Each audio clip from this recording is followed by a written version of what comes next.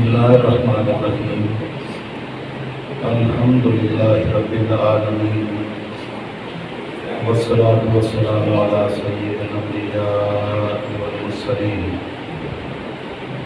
أما بعد فأعوذ بالله من الشيطان الرجيم بسم الله الرحمن الرحيم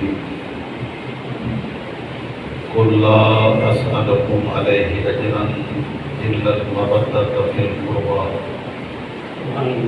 صدق الله مولانا العظيم وصدق رسوله النبي الأمي الكريم ونحن على ذلك من الشاهدين والشاكرين والحمد لله رب العالمين. معزز حاضرین و ناظرین و سامعین، اللہ رب العزت کا بے حد و بے حساب لطف و کرم اور فضل و احسان ہے کہ اس نے ہمیں ماہ محرم الحرام کی 9 تاریخ کو جمعۃ المبارک کے بابرکت دن میں اپنے گھر میں حاضر ہونے کی سعادت اور توفیق بخشی.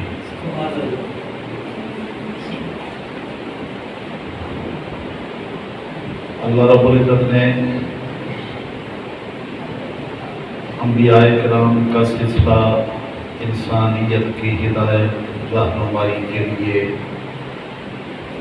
شروع فرمایا اور اس سلسلہ نبوت و رسالت کی آخری کڑی سید الانبیاء خاتم النبیین رحمت للعالمین صلی اللہ علیہ وسلم کی ذات گرامی کو بنایا.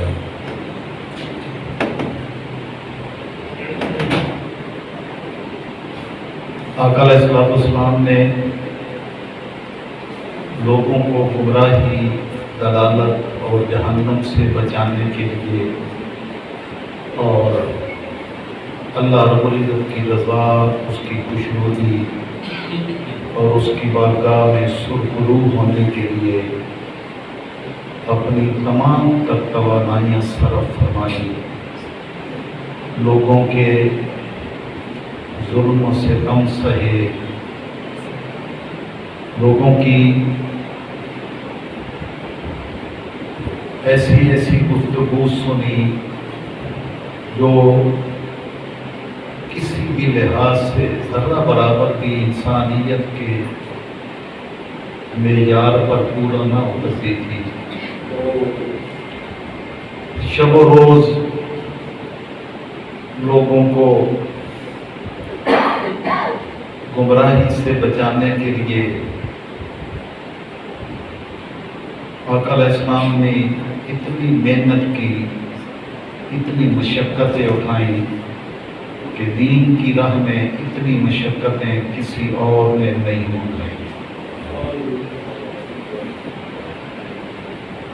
انسان محنت اور کوشش کرتا ہے تو اس کے مقاصد ہوتے ہیں.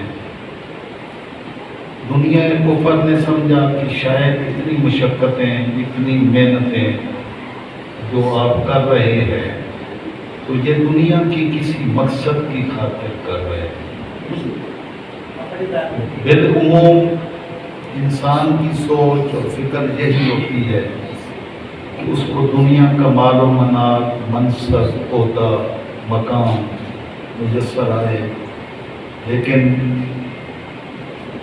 اہل دین کا کام کرنے والوں کو کسی صورت بھی دنیا کے مقاصد، دنیا کا حصول مد نظر نہیں ہوتا.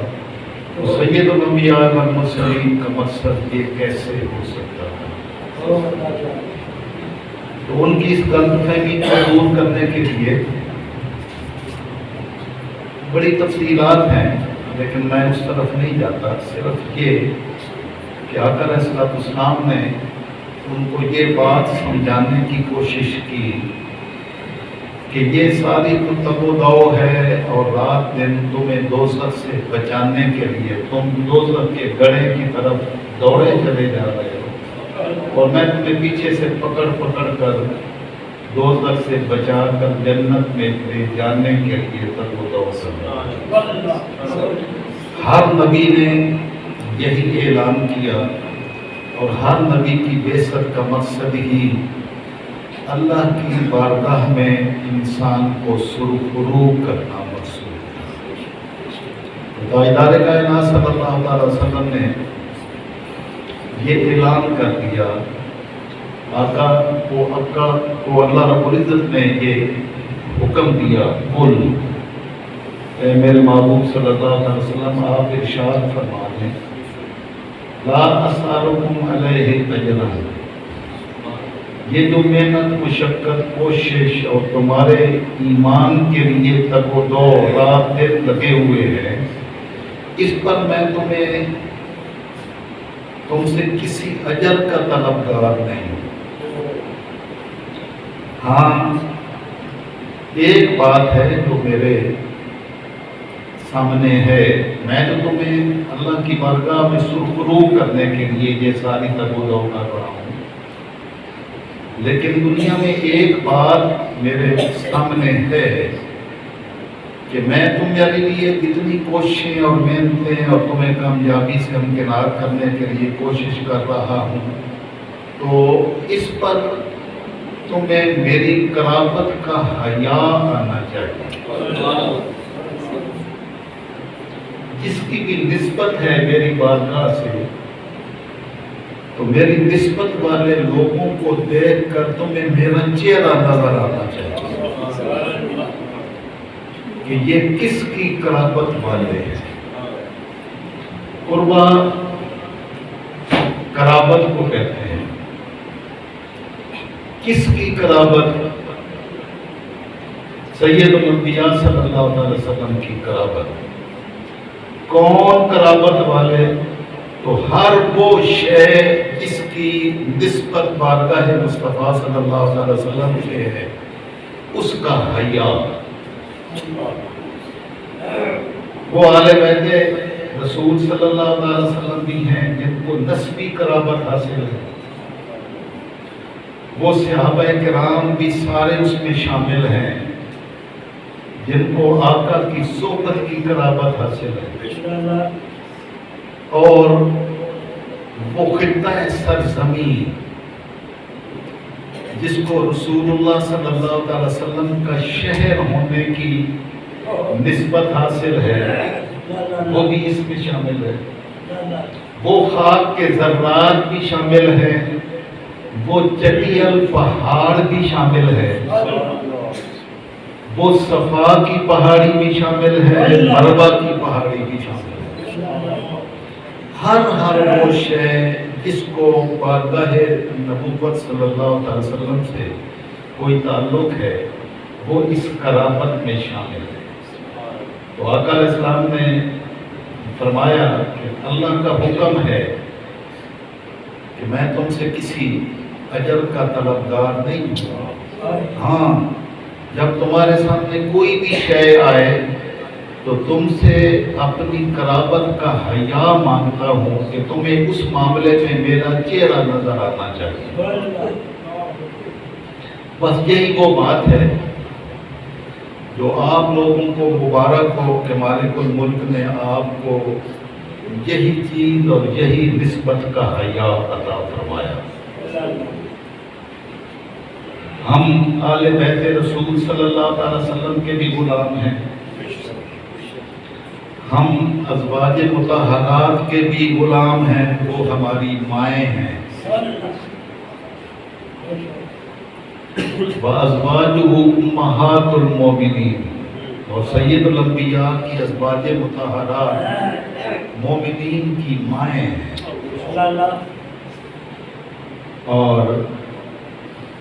جن کو آقا علیہ السلام کی صحبت نصیب ہوئی، اس پر میرے دو پچھلے خطبات محمد رسول اللہ والذین معہ اشداء علی الکفار رحماء بینہم اسی پر تھے، اسی صحبت رسول صلی اللہ علیہ وسلم جس کو مالک الملک نے قرآن کی زینت بنا دیا، ان کے اوصاف اللہ نے خود بیان کی۔ اب ان میں سید الانبیاء صلی اللہ تعالی وسلم کی ذات مطہرہ سے تعلق رکھنے والی ہر شے شامل ہے. اس کا حیا چاہیے. سید الانبیاء صلی اللہ تعالی علیہ وسلم کی ذات گرامی کو اللہ نے خاتم النبیین بنایا. ختم نبوت کا تاج پہن کر میرے آقا تشریف لائے کہ آپ کے بعد کسی نبی و رسول نے نہیں آنا ہے. اس لیے مالک نے دنیا کے ضابطے ہی چینج کر دیے آقا علیہ السلام کی ختم نبوت پر. کیسے کہ ساری دنیا کی نسل بیٹوں سے چلتی ہے، لیکن سید الانبیاء صلی اللہ تعالی وسلم کے بیٹوں کو اللہ نے حیات زندہ نہیں رہنے دیا کہ کل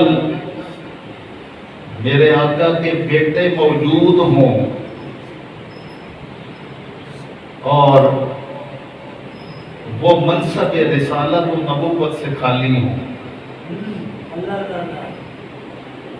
آپ کے شہزادہ موجود ہو اور وہ منصب نبوت پر نہ ہو تو اللہ کو یہ گوارا نہیں. اور خاتم النبیین ہیں تو آپ کی اولاد ہو اور نبی نہ ہو یہ بھی گوارا نہیں.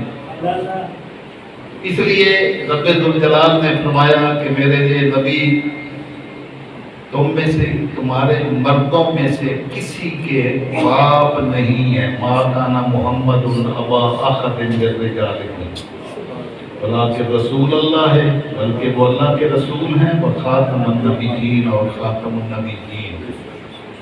تو ختم نبوت کی وجہ سے آپ کی اولاد مدینہ کو جوان نہیں ہونے دیا. اب ضابطہ بدل گیا کہ آقا علیہ السلام کے شہزادوں کو تو بچپن میں ہی اٹھا لیا گیا، لیکن تاجدار کائنات صلی اللہ تعالی وسلم کے دو اور شہزادے پیدا کیے گئے جو آپ کی نرینہ اولاد میں سے نہیں ہیں، آپ کی شہزادی سیدہ فاطمہ الزہرا کے بطن سے. تو مالک الملک نے تاجدار کائنات صلی اللہ تعالی وسلم کی شبیہ بنائے. شبیہ مثل شکل کے اعتبار سے امام حسن مجتبی جو سیدہ فاطمہ الزہرا کے پہلے شہزادے ہیں، ان کو اللہ رب العزت نے ایسی شکل عطا فرمائی کہ سر سے لے کر سینے تک حضور صلی اللہ علیہ وسلم کی پوری شبیہ تھے امام حسن مجتبی. یعنی سر سے لے کر سینے تک اگر امام حسن مجتبی کو دیکھتے تو آقا علیہ السلام کی پوری تصویر نظر آتی. اور امام حسین رضی اللہ تعالی عنہ کو اللہ نے آقا علیہ السلام کے سینہ اقدس سے لے کر پاؤں کے ناخنوں تک، پاؤں تک سید الانبیاء صلی اللہ علیہ وسلم کی شبیہ امام حسین رضی اللہ تعالی عنہ کو بنایا.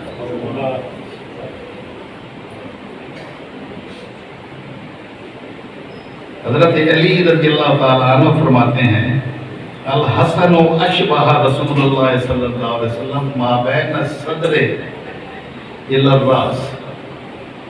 کہ حضرت امام حسن مجتبی رضی اللہ تعالی عنہ سے سینے سے لے کر سر تک آقا علیہ السلام کی پوری تصویر تھے. والحسین اشبہ النبی صلی اللہ علیہ وسلم ما کان اسفل من ذلک. اس سے نیچے پاؤں تک امام حسین رضی اللہ تعالیٰ عنہ سید الانبیاء صلی اللہ علیہ وسلم کی پوری تصویر. اور تاجدار کائنات صلی اللہ علیہ وسلم کے تشریف لے جانے کے بعد صحابہ کرام جب آقا علیہ السلام کی زیارت کی تمنا اور آرزو کرتے تو ان دو شہزادوں کو دیکھ لیتے تو آقا علیہ السلام کا دیدار ہو جاتا۔ اب آپ اندازہ کریں کہ جن دو شہزادوں کو اللہ رب العزت نے ان کی پیدائش آقا علیہ السلام کی شبیہ اور تصویر بنا کر یہاں دنیا میں بھیجا تو ان کا سید الانبیاء صلی اللہ علیہ وسلم کے ساتھ کیا تعلق ہوگا؟ تو جس کو بھی بارگاہ نبی صلی اللہ علیہ وسلم سے پیار ہو، تعلق ہو، وہ تعلق تو خاک کے ذرے کو بھی اگر نصیب ہو جائے آقا کی بارگاہ کا تعلق تو وہ بھی ہر مومن کی جان سے عزیز ہو جاتا ہے۔ آپ کا منہ مبارک ایک بال مبارک ساری کائنات کے خزانوں سے اعلیٰ اور قیمتی ہے، اور یہی صحابہ کرام نے سیکھا۔ اور حضرت خالد بن ولید نے اپنی ٹوپی کے اندر آقا علیہ السلام کا منہ مبارک رکھا ہوا تھا۔ جنگ کے میدان میں آپ کی ٹوپی گر گئی تو دشمنوں کے نرغے میں آپ اپنی سواری سے اترے اور پہلے ٹوپی اٹھائی۔ لوگوں نے پوچھا کہ آپ تو اتنے بڑے سپہ سالار ہیں، آپ نے یہ کیا کیا کہ ٹوپی کی خاطر آپ اتر گئے دشمنوں کے نرغے کے اندر؟ انہوں نے کہا تمہیں کیا پتا، اس میں ہی تو میری ساری کائنات ہے۔ نعرہ تکبیر، نعرہ رسالت، اس میں میرے آقا کا منہ مبارک تھا، وہی منہ مبارک میرے سر پر ہوتا تھا تو یہ ساری فتح و نصرت اور میدان میں کامیابیاں اسی کے تصدق سے نصیب ہوئی۔ تو منہ مبارک کا یہ عالم ہے تو شہزادگان کا کیا عالم ہوگا؟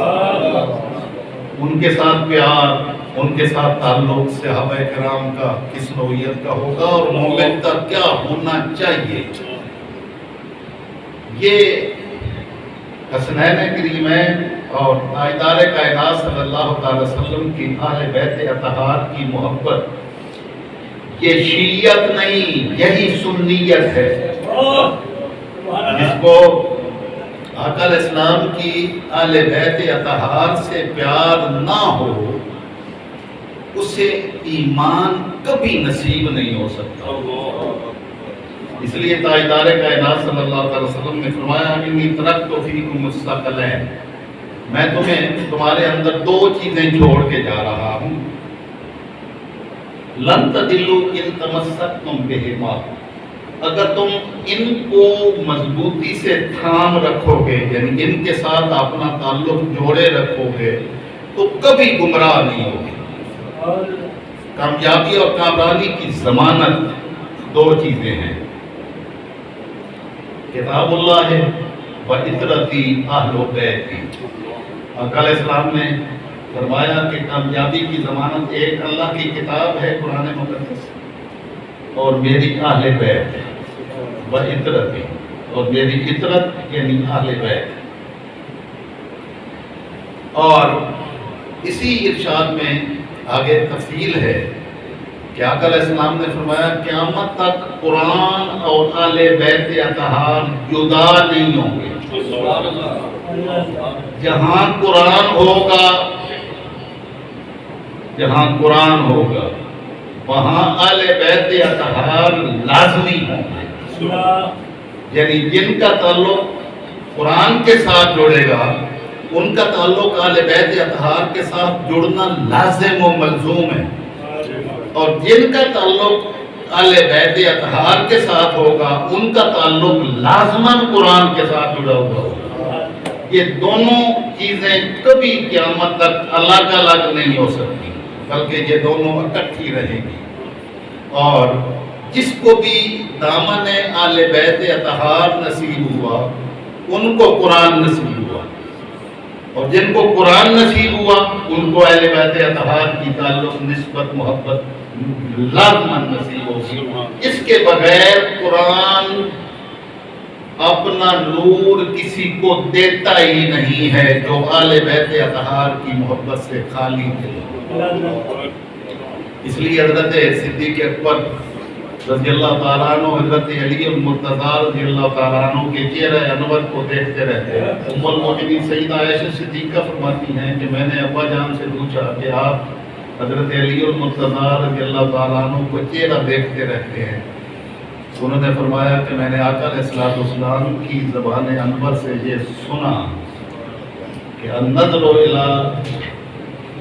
وجہ علی عبادت ہے، کہ علی کے چہرے کی طرف دیکھنا بھی عبادت خدا